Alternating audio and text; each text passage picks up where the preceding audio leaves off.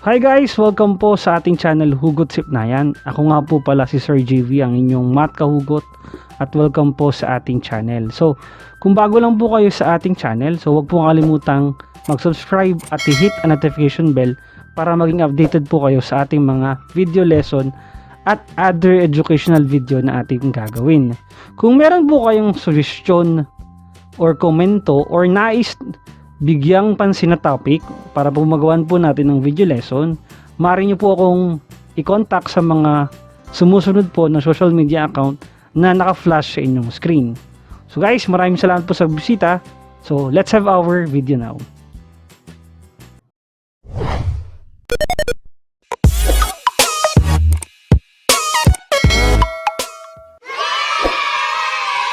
Hi guys! Welcome back to my YouTube channel. It's me, Sir JV, your math kahugot.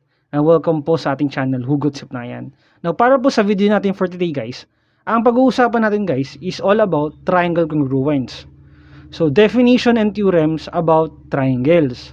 So, bahagi po to ng grade 7 and grade 8, third quarter, which is our purpose for this video guys is to describe a triangle in its parts guys, and also yung mga relationship between those parts, to determine guys what is included angle and included side, and also guys to determine the types of triangles according to the congruent parts nito o angles na bumubuo dito.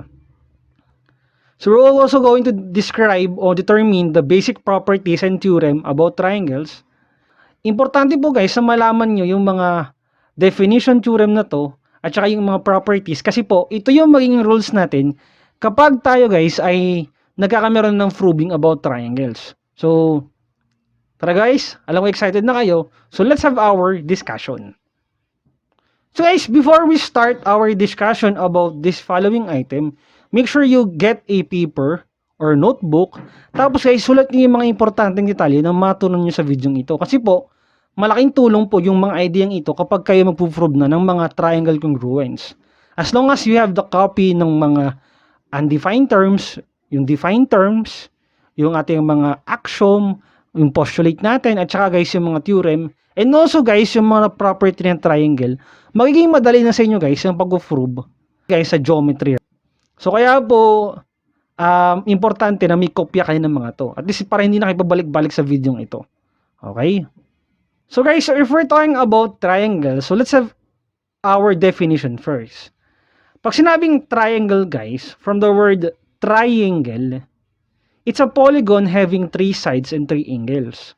So, triangle, it means 3 angle. So, meron siyang 3 side at 3 angle. So, yun po yung natawag natin triangle. So, if we're going to have this triangle, may triangle po tayo dito guys sa ABC. I-identify natin yung mga parts niya. At tandaan nyo guys, ayon sa ating definition, kung siya is shape or polygon, automatic guys, ang parts niya ay 3 side at 3 angle. So we're going to identify the first angle, which is A. Ito po siya. So blue. We have angle B. Ito. Angle C. Ito. So we have 1, 2, 3 angles. Next naman guys ay yung kanyang side. So we're looking for side AB. Itong green. Next is side BC, and the other one is side CA, or the line segment AB, the line segment BC, and the line segment CA. So that's how we identify guys yung ating mga side at saka yung mga angle natin. So I repeat ang angle natin ay angle A, angle B, angle C, mula guys doon sa mga endpoint ng bawat part ng ating triangle. So yung mga points sa given natin. At saka guys, yung ating mga line segment o yung side natin, so AB, BC, at saka CA. So pinangalanan ko siya guys using clockwise. So clockwise ang ginamit ko. Now, let's try to identify guys. I'm going to give you a triangle FOG. So identify natin yung mga parts niya. So ano ba yung mga angle nito? Siyempre, we start with angle F, very good. Followed by next angle O. The last one guys is, so that's correct, angle G. So blue, red, at saka yellow. F, O, and G. Now, let's talk about the side. If we're talking about the side, so we have green, which is line segment FO. Next, guys, the yellow one. Very good. That's line segment OG. And the last one, line segment GF. So GF. Now, that's the sides of the triangle. So meron tayong line segment FO, line segment OG, at saka line segment GF. So yan yung mga part ng triangle. So tatlong side at tatlong angle. So next guys, our next topic natin is about the relationship between the angle and the sides. So given our triangle here, DEF, so we're going to have our first relation, which is if any triangle, the largest side and the largest angle are opposite one another. So for example ito guys, yung angle D is opposite EF. Ang ibig sabihin nito guys, kita nyo, yung angle din natin, which is the largest angle, ang ka-opposite niya guys ay yung longest side natin, which is EF. Ibig sabihin nun guys, sa paglaki ng angle, sa paglaki din guys, yung side natin na ino-opposite niya. Ulitin ko guys ha, sa paglaki ng angle, sa paglaki ng ka-opposite niyang side. So, the largest the angle, the larger the side. So, next thing, for example, if any triangle, the smallest side and the smallest angle are opposite one another. Dito guys, ang smallest natin na angle is angle E. So, yung yellow nito sa baba, FD o DF, siya yung co-opposite niya. O, syempre guys, yung middle size naman natin, o medium size, na F, syempre, yung kano niya, yung F, yung ano din, yung kanyang middle size na side. So, ibig sabihin ng guys, yung pinakamaliit na angle, ang katapat niya yung pinakamaliit na side. Yung pinakamalaking angle, ang katapat niya yung pinakamalaking side. And that's how we try to relate an angle and a side of a triangle. So, tandaan niyo po yun guys ha. So, sa paglaki ng angle, sa paglaki ng side na katapat niya. Sa paglaki ng side ng angle o ng triangle, sa paglaki po ng angle na katapat niya. Now, how about guys, ang pinag-uusapan naman natin ay congruent angle. Now, if two sides of a congruent are congruent rather, or unequal in measure, the corresponding angles will be congruent, equal in measure. Ano bang ibig sabihin nun guys? Kung meron tayong triangle ABC guys, at si angle A at si angle C ay congruent o parehas ang sukat,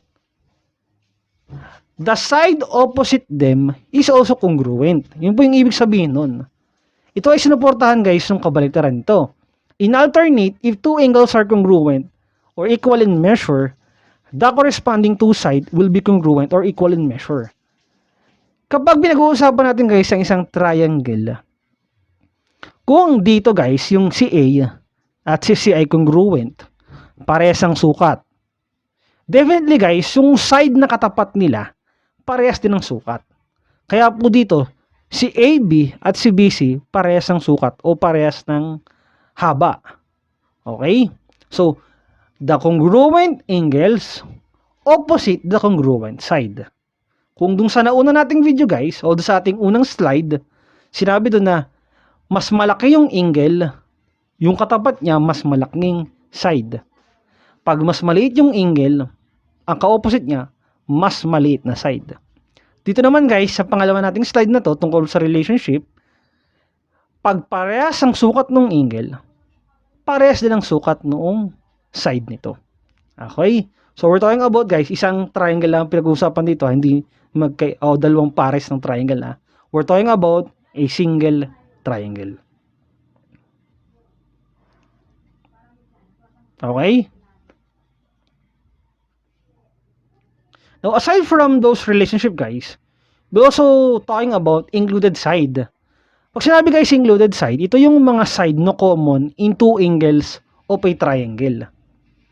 In short guys, ito yung betweenness o nasa gitna. Paano ba to malalaman ng napakadali? For example, meron tayong triangle ABC. Ang kailangan natin guys, alamin yung included side. So, but importante guys itong included side at included angle nung nasa next slide natin. Kasi guys, ito yung gagamitin natin if we're going to talk about triangle congruence. So, bibigyan ko ng idea, yung mga SSS, SAS, ASA, yung po yung mga triangle congruence. At kung hindi nyo guys alam yung idea ng included side at included angle, mahirapan po kayong maintindihan yun. So, kaya nga dinidiscuss na po natin. So, pag sinabi included side, siya yung side na common on two angles ng isang triangle. Example, si AB guys ay included side ng angle A at angle B. So, pansin nyo, kung si angle A ito si angle B, ang nasa gitna niya, si side AB. Okay? Next. Kung meron naman tayo guys na side BC naman, ang included side ng angle B at angle C. Ito po siya. So, angle B, angle C, ang included side nila, BC. Diba? Next. Si CA naman, ang included side ng AC o ng angle A, angle C. Yan po. So guys, ano bang ginamit dito? Kung given natin guys yung mga angle, isulat nyo lang guys yung side na mabubuo mo out of those angle. Ano ba yung ibig ko sabihin guys? If we're talking about included side, o pinag-uusapan natin yung included side, kita nyo si angle A, si angle B. Ay di kayo pag pinagsama mo yung angle A at B, yung mismong letter nila, lagyan mo lamang ng side, ay di kayo na mismo yun. O AB, side AB. Angle B, angle C, side BC. Angle C, angle A, side AC. O CA. So, yun po yung paraan guys para madali nyo included side. Ang gagawin nyo lang po, pagkasamaan nyo guys yung mga letter na given doon sa dalawang angle, tapos lagyan nyo lang po ng line segment sa ibabaw. That will make them a line segment. Okay? So, pagsamaan nyo lang po yung dalawang angle para mabuo guys yung included side nila. Okay po yun? O, next. Ang next naman natin guys, ay tinatawag natin included angle. Siya yung angle between two given side.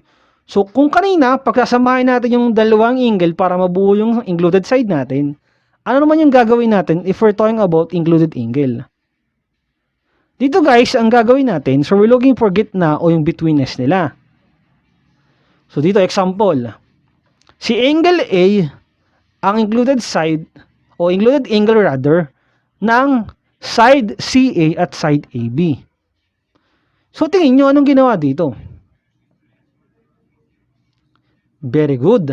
Ang ginawa natin dito guys, kinuha lang natin yung common letter doon sa dalawang side. Kung napasin nyo dito, si CA at si AB, anong common yung letter? Angle A. O yung A mismo. Doon nakuha guys yung angle A. Sa illustration guys, ito yon. Si side AB ito, si side CA ito, nasa gitna nila si angle A. Which is the common point. Kaya po, out of the common point, nabuo natin yung angle A. Which is our included angle. Okay? O, next.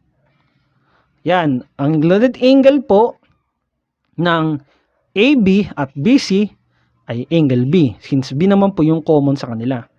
So, last natin guys. Yun po sa illustration. Makita nyo. AB, BC, gitna niya, B. Next natin guys.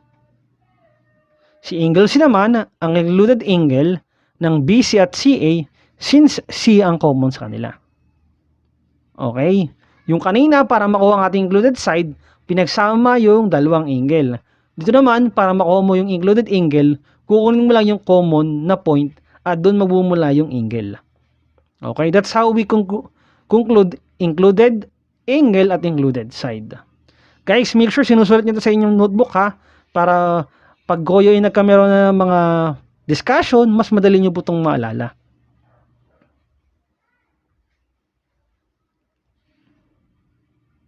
Now, given natin ang triangle natin, FOG, complete the following statement.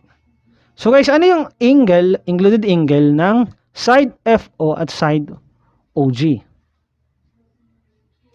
Okay, very good. Siya po ay angle O. Since siya po yung common. Next natin guys. Very good. That will be side.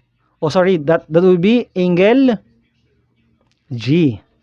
Okay. So, common po sa kanila ay G. Next natin guys. What is the included angle of side GF and side FO?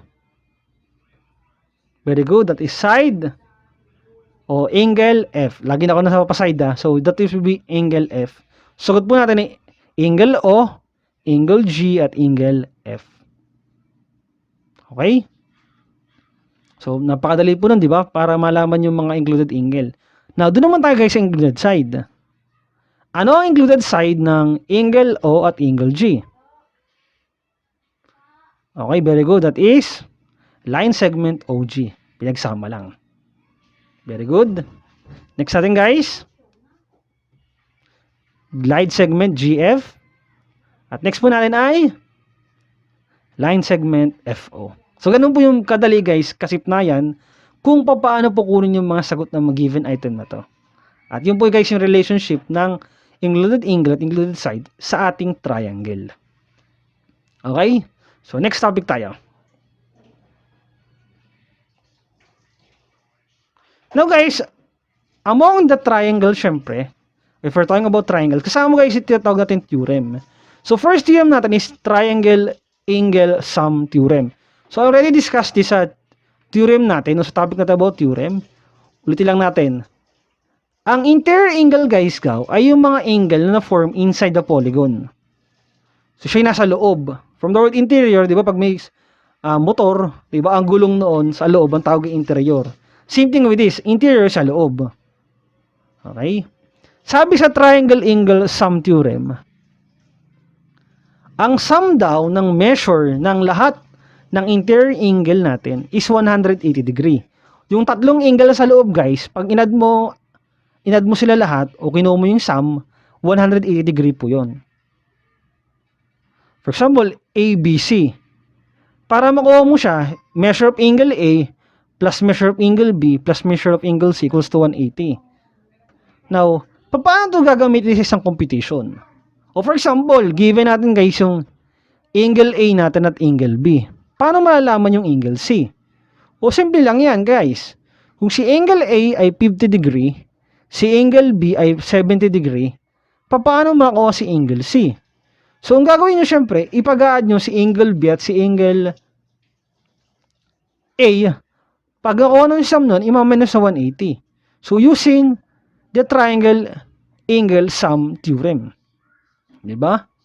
So, pag ginawa natin yan guys, so 70 plus 50 plus measure of angles equals to 180. O, yung 50 plus 70, 120 degree yun. O, anong gagawin natin diyan? Meron tayong plus. Diba? So, ililipat natin siya using SPE o subtraction property of equality.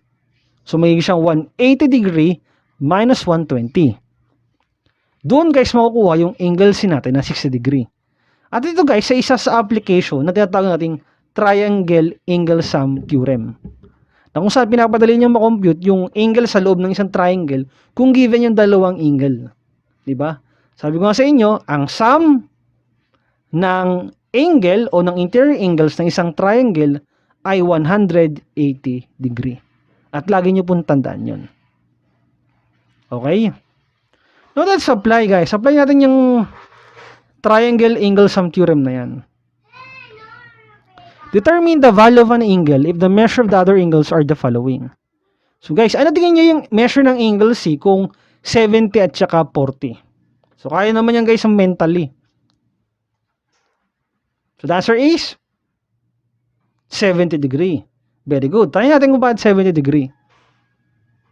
So 180, syempre minus 70 minus 40. In short, 70 degree. Kasi guys, yung 70 plus 40 is 110. 180 minus 110 is 70 degree. And that's correct guys. So, very good. Diba? Tama po yun. Okay? How about sa ating next item naman? Paano kapag si angle A ay 55 degree at si angle B naman ay 65 degree? So, same thing will be done. Okay? So, mentally guys, anong sagot? Very good. Ang sagot po natin ay 60 degree. So, 55 plus 65, that is 120. So, adding negative 120 dun sa ating 180 degree, it will become 60 degree. O 180 degree minus 120, 60 degree. And that's very good, guys. So, guys, yun yung application na tinatawag natin triangle angle sum theorem. At syempre, guys, magagamit yun sa pagpo-prove. Kaya, guys, dapat alam niyo yun. Okay? Next topic tayo, guys. Now, aside from interior angle, meron tayo natawag, guys, na exterior angle. Ano ba itong exterior angle? Ang exterior angle, guys, yung angle that forms a linear pair with an interior angle of a triangle when a side of a triangle extended.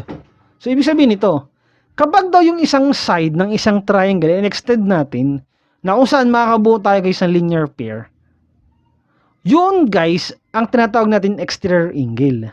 So, yung angle na nabuo sa labas ng triangle kapag in-extend natin yung isang side. As simple as that. Yun yung exterior angle natin. Example, meron tayong triangle ABC. Ibig sabihin, guys, meron tayong interior angle na 1, 2, 3. So, pinangalanan ko ng angle 1, 2, 3 para mas madali. Sabihin, sila yung nasa loob. Paano, guys, bubuo yung exterior? Yan, nakita nyo, guys, ha? Pag ako'y nagkameron na extension sa bawat side, una, side na to, in-extend ko pababa. Ito, pataas naman to. Ito naman pa, kabila. Guys, kahit saan nyo yun extend, yun na mabubuo ba exterior angle. Kahit ito, extend nyo dito, extend dito sa kabila ito, pag ganito, ito sa kabila. Okay lang yan. Pero tandaan nyo, guys, pag sinasabi natin exterior angle, so ito po yung kailangan linear pair pa rin siya. Yun po yung importante ito. Hindi basta-basta na-extend kayo, ha. Hindi pwede extend kayo sa ipaganto. Dapat extend siya, ano pa rin siya. Dapat kadugsong pa rin siya nung side natin ng ating triangle. So, doon, guys, nabubuo yung ating exterior angle na 4, 5, at saka 6. So, meron tayong tatlong exterior angle na 4, 5, at 6. Now, bakit importante ito, guys? Kasi, guys, meron pang isang theorem about exterior angle. So, tandaan nyo, guys, pag tayo mag-construct, extend nyo lang yung isang side ng isang triangle, tapos gawa kayo ng another point sa labas. Tapos, yung angle na buo, yung tatawag natin exterior angle. So, guys, ito yung theorem na sinasabi ko sa inyo. That is exterior angle theorem. Ang measure daw na exterior angle ay equal sa sum ng measure ng two remote exterior angle ng isang triangle. So, paano po ba yun? Sa illustration, ganito yun, guys. Given our triangle ABC na may 1, 2, 3 na interior angle, kung i-extend ko ang isang side, guys, kung i-extend ko isang side, mabubuo po yung angle 4 natin. Extend ko side na to, yung AC, kaya nabuo siya. Sabihin, ito ay exterior angle. Kapag kinuha ko, guys, ang measure niya, yung remote interior angle ang aking kukunin. Hindi po kasama yung 3. Kasi po yung 3, guys, yun yung linear pair niya. Ang kukunin nyo, guys, na dalawang angle ay yung hindi niya ka-linear pair o hindi niya kadugsong. Ibig sabihin, kukunin natin, guys, yung measure ng angle 4. Si angle 2 at si angle 1, which is na hindi niya ka-pair, yun ang kukunin nating measurement. Pag inad natin yung dalawang iyon, guys, yun ang magiging measure ng angle 4. At, guys, yung dalawang angle na yun, we're talking about 1 at 2, sila tinatawag nating remote interior angles. Okay? So, pag kinuha natin yung measurement, yun po. Angle 4 is equal to angle 1 at angle 2. So, yun po yung sukat.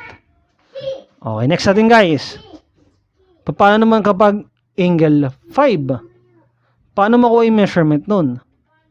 Si angle 5, pag nakuha natin siya, kukunin natin si 1 at si 3. Since ang kapartner niya dun is 2. Si 1 at 3, pag inad nyo ang measurement niya, yun po makukuha nyo. Si angle 5. Okay? Next guys is angle 6. Pag nakuha natin siya, 2 at 3 naman. Okay? Ang kukunin nyo guys, yung hindi nila kapartner na interior angle o yung remote interior angle nila. Okay? So, yun po yung paraan guys para makuha nyo yung measure ng exterior angle. Okay? So, by adding the two remote angles of the triangle, dun nyo po siya makukuha. Or may isa pang paraan guys, since ito naman ay supplementary, pwede nyo itong i-minus dun sa 180. Okay? So, yun naman po ay linear pair theorem na yun. Since we're talking about guys sa mga triangle, so pwede we could also use exterior angle theorem ng isang triangle. Okay? So, tandaan nyo guys ha, angle 4, ang kapartner niya ay 1 at 2. Yung hindi, tandaan nyo? Yung 5 naman guys ay 1 at 3. In short guys, kukunin nyo yung hindi niya katabing angle sa loob mismo. Diba? Now, paano natin to i-apply? So, yun po yung mga exterior angle natin. Given natin guys, si angle 1 ay 40 degree. Si angle 2 ay 60 degree. At si angle 3 ay 80 degree. So, 40 plus 60 is 100 plus 80 is 180 degree. So, triangle angle sum theorem, matik, tama po yan. So, meron tayong interior angle na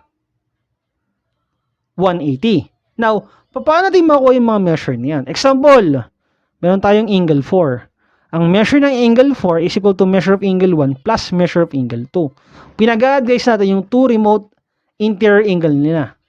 Okay? Ibig sabihin yung angle na hindi naka-adjacent sa kanya.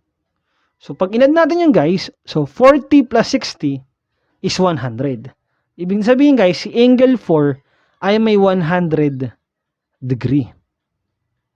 Next natin guys. Paano naman kapag angle 5? Anong kailangan nating i-add guys? Pag-addin. Very good.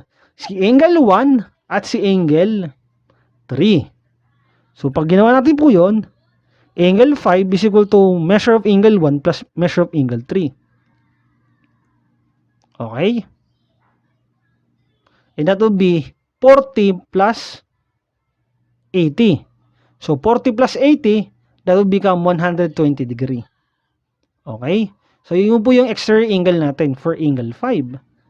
Now, paano naman yung angle 6 natin? So, syempre, ang pag-add natin guys ay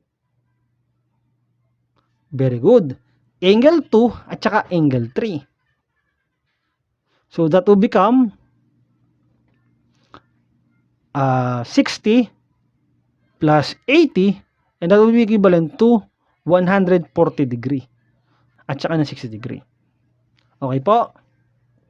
So, that's how we try to relate guys yung exterior angle natin gamit ang exterior angle theorem.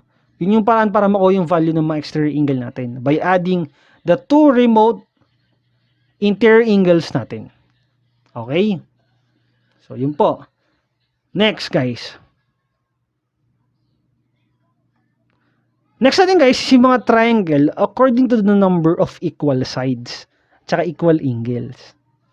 Now, first triangle natin is what we call the scalene.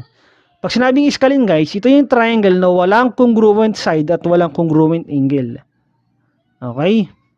So, we're talking about a single triangle. Example ito. ABC. Walang pareha sa kanilang side na sukat, wala rin pareha sa angle. And that is scalene. Kapag dalawa na guys, yung congruent angle at congruent side, o meron siyang two congruent parts na tinatawag natin, pumapasok guys yung isosceles.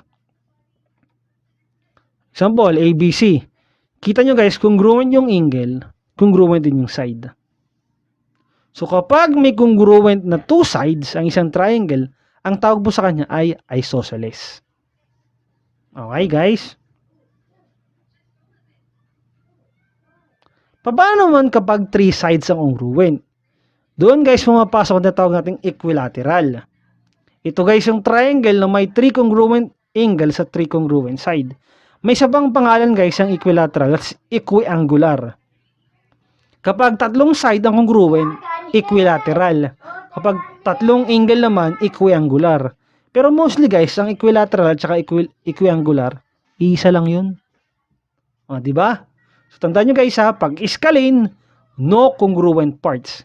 Kapag dalawa congruent parts, that is isosceles. Kapag three congruent parts, so we're talking about the three angles at three sides. Most commonly guys, ito yung mga triangle na 60-60 degree o 60-60-60. Tatlong 60 ang degree niya. That's equiangular and also equilateral. Diba?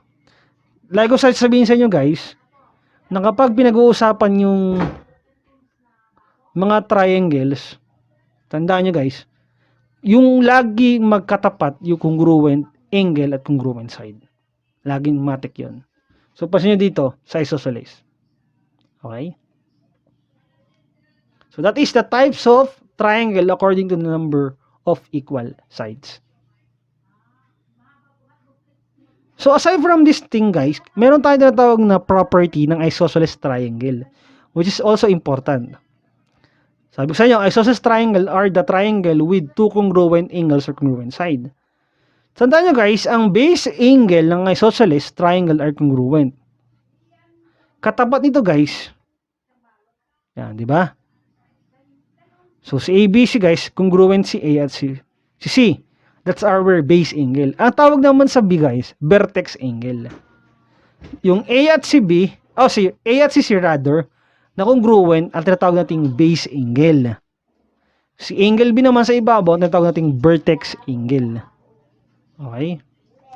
So, guys, yung ka-opposite ng mga legs, siya naman ay congruent. Ito po yun. Siyempre, congruent yung C. Congruent yung A.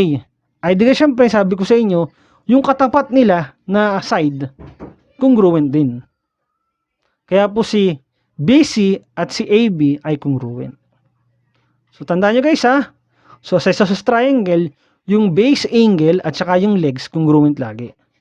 Ano yung hindi congruent part niya? Eh, di yung vertex angle at saka yung base side niya. So, ang base side natin dito guys ay yung AC po. Dapat po to ay AC. Sorry po. Ang base natin ay AC. Katapat lagi ng vertex angle yung ating base side. So, ito po ang vertex angle natin ay B. Ang base side po natin ay AC. Dapat po to ay AC. So, typographical na naman.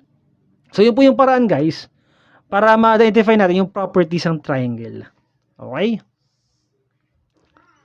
Aside from the properties of isosceles triangle, we have equilateral triangle. So guys, medyo marami-rami na sinusulat nyo ha. Make sure pag-aaralan po mabuti. Now, paano pag-equilateral? Ito naman yung guys, yung equilateral, yung may three congruent angles at congruent side. All angles of equilateral triangles are congruent. Okay? Si angle A, si angle B at si angle C, congruent po yan. Yun po yung sabi dito. Congruent, equilateral. At tinatawag guys na equiangular naman yung mga equilateral triangles. At so, ano guys tingin nyo ang sukat ng angle nila? So very good po, 60 degree. Since naman yung 180 divided by 3 ay 60. Ay pag nagkamali ka pa, ewan ko na. Diba? Diba? And then we make it, si angle A ay 60, si angle B ay 60, si angle C ay 60. So ibig sabihin, kapag 60-60 degree angle tayo, we're talking about equiangular. At guys, aside from the angle, lahat po ng side ng equilateral triangle are congruent. So, AB is congruent to BC, is congruent to AC. Since lahat ng parts niya, basic parts niya, tatlong side at tatlong angle are all congruent. Okay, that's equilateral triangle. So, medyo marami tayo din-discuss. Make sure guys, nakaka-follow kayo. Diba?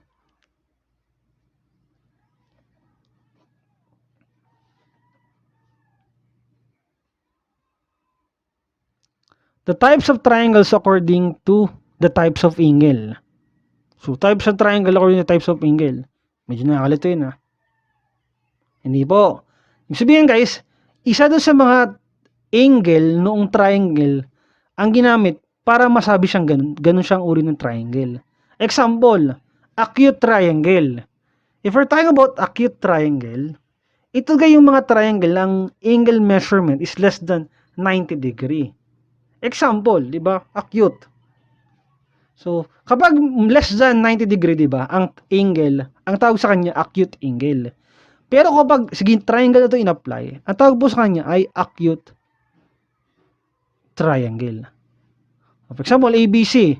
Ito ay acute. Hindi acute triangle to. ABC. Now, kapag naman right angle, ang isa sa kanila, magkakaroon po tayo ng right triangle. It's a triangle with a right angle of 90 degree. Example guys, ito. Yung isang square corners nila. FOG is a right triangle. Since ang ating angle F is a right angle. Di ba? At yung last guys is the obtuse triangle na kung saan guys ang isang angle nila is measure more than 90 degree. O di ba pag sinabing obtuse angle, siya yung angle na more than 90. Okay? At guys, walang straight angle ha. Walang straight triangle rather. Wala rin pong reflex triangle. Hanggang 3 lang po tayo. Hindi po pwede yung straight kasi line na yun eh. Okay? So we have acute, right, and obtuse. So obtuse ito tsura oh. So medyo nakalin. Sabihin guys, mga around 120 degree yan. Yung angle din natin. So that is acute, right, and obtuse triangle. So guys, yun yung mga basic idea about triangles na pwede nating magamit kapag tayo magpo-prove na at talagang importante kapag tayo nagdi-discuss na about triangle. So, yung mga properties guys ng right triangle, i-discuss natin if we're going to discuss yung mga congruence natin about right triangle. So, for now, ito muna yung mga alam ko na tingin ko yung makakatulong sa inyo if we're talking about triangles. So, para malaman natin whether you understand something about our lesson, I prefer something guys. So, 5 item lang naman to. True or false lang naman. So, you're going to write true if the statement is true, syempre. At false kapag false. So, alamin ko kung may natunan kayo sa ating discussion about the triangles. So, some definition and some theorem. So, prepare your paper guys and a ball pen. So, after nun guys, 5 minutes start now.